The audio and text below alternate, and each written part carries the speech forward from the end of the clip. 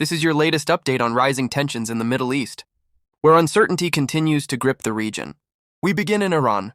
In the capital, Tehran, life may appear to be returning to normal, but that calm is only on the surface. With less than a week left before a fragile ceasefire expires, anxiety is growing by the day. Traffic is back. Shops are reopening. Restaurants are cautiously welcoming customers again. But behind that sense of routine, there's a deeper concern. Many residents say they don't believe the ceasefire will last, calling it a pause, not peace. Daily life remains heavily disrupted. Airports are still shut down. Schools are operating online. And a near-total internet blackout continues to isolate the country from the outside world. Security across Tehran has tightened significantly. Armed forces, both visible and undercover, are now a constant presence. Military vehicles have been deployed in major public areas, while city squares have turned into memorial sites, filled with flags and images honoring those killed. At the same time, economic pressure is intensifying. Inflation, already soaring at around 60% earlier this year, has climbed even higher. Many small businesses have been forced to shut down, leaving families struggling to stay afloat. The impact of recent attacks is also impossible to ignore. Military sites linked to the Islamic Revolutionary Guard Corps have been reduced to rubble. Key infrastructure has taken major hits, including bridges destroyed in airstrikes, cutting off critical access routes into the capital. In residential neighborhoods, the damage is even more personal.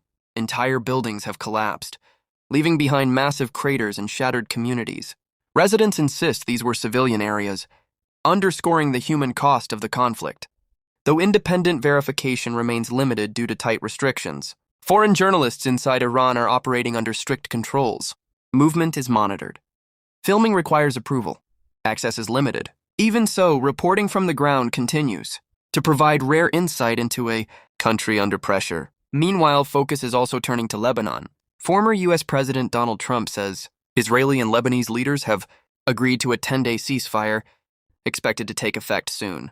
The announcement comes after 6 weeks of intense fighting that has left more than 2,000 people dead and displaced, over 1 million others. The proposed truce is intended to pause the violence, but major questions remain. Notably, the deal does not directly reference Hezbollah, the Iran-backed group at the center of the conflict. While early indications suggest Hezbollah may honor the ceasefire, tensions remain extremely high. Israeli forces continue to maintain a strong presence in southern Lebanon, with no clear plans to withdraw. That alone raises concerns about how stable this ceasefire can really be. Recent Israeli strikes have also targeted key infrastructure, including major bridges linking southern Lebanon to the rest of the country. While Israel says these were strategic targets, critics argue such attacks could violate international law. New satellite imagery reveals the scale of destruction. More than 1,400 buildings have reportedly been demolished since early March. Entire towns have been reduced to rubble, and hundreds of thousands of civilians have been forced from their homes. Israeli officials say the goal is to weaken Hezbollah and establish a security buffer zone, but critics warn the humanitarian cost is rapidly escalating.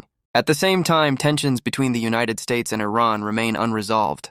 U.S. Defense Secretary Pete Hegseth has warned that military action could resume if diplomatic efforts fail. Recent negotiations ended without a breakthrough, but talks are expected to continue before the ceasefire deadline. Officials say Iran now faces a critical choice: diplomacy or the risk of renewed conflict. For now, the region remains on edge. Multiple ceasefires are in place, but stability is far from guaranteed. And for millions of people across Iran and Lebanon, daily life continues under a cloud of uncertainty, waiting to see what happens next.